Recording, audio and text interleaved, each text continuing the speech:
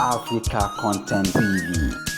Igara Shiki, Igara Nọ́ọ̀tì, Oníga Nọ́ọ̀tì, lórí èwo, lóṣì kòfò tẹ̀mú dání. Ọmọ gbọ́dọ̀ gbà lọ́wọ́ ẹ̀. Iná sí ara wà. Ọmọ kọ́ra sí àwa fresh. Ó yá tó bá wú lọ.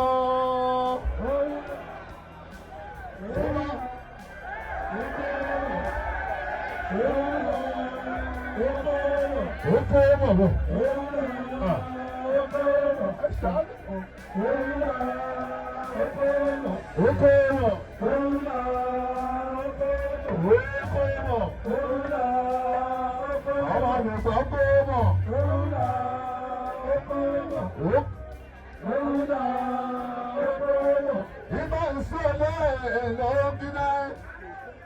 Iṣẹ́ náà yóò kọ́rin sí wọn. Inú wa ní bàbá oníyèsí mú tán sí ń gbọ́ dáì.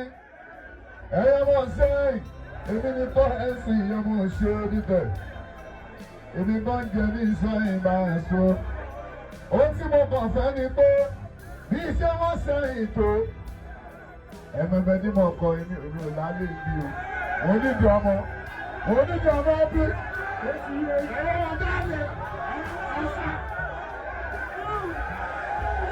Ẹ̀wọ́ ọmọ jáde, ọmọ tí wọ́n wá, ọ̀nà òògùn rẹ̀ ń fún wa lọ́mọ mọ́. Ẹ̀wọ́ wà lẹ̀, mo ti pa owó pa, mo ti pa owó lọ́sàn, Ẹ̀wọ́ àwọn ọmọ tó bá lè wọ́n kó gbogbo tí wọ́n bá fẹ́ tó.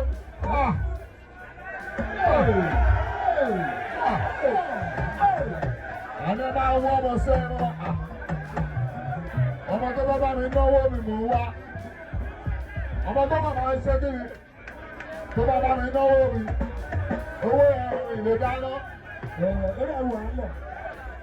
Ọlọ́run, ọmọ tó bá bá mi náwó mi sẹ́. Ẹ bá àjọ ọ̀sánú mi, lọ́ba àti ẹwà.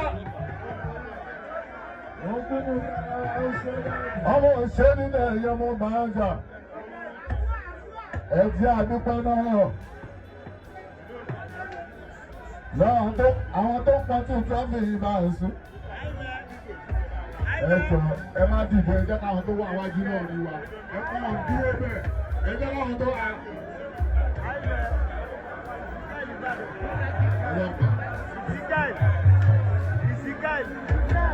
Ìsìnkú ó pọ̀ ojú pẹ̀ ẹ̀dọ̀ wà ní. Ẹ má dì wọn lójú. Ẹ lọ máa rí wọn sí ní báyìí sí bẹ́ẹ̀. A máa sọ lọ́jà mi.